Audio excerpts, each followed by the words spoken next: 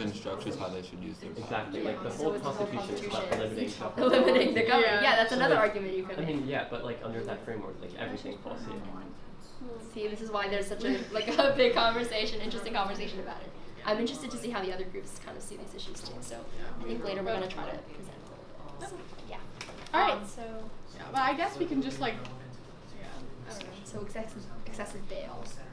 Does everybody know what bail is? Yeah. Okay.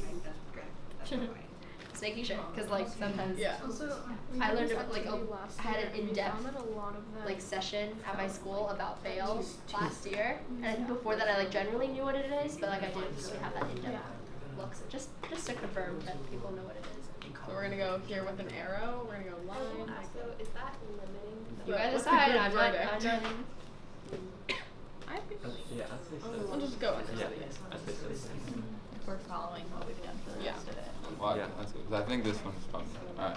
Article 2, Section 1. The judicial power of the United States shall be vested in one Supreme Court, and in such inferior courts as the Congress may from time to time ordain and establish. The judges both of the Supreme and inferior courts shall hold their offices during good behavior, and shall, at stated times, receive for their services a compensation, which shall not be diminished during their continuance in office.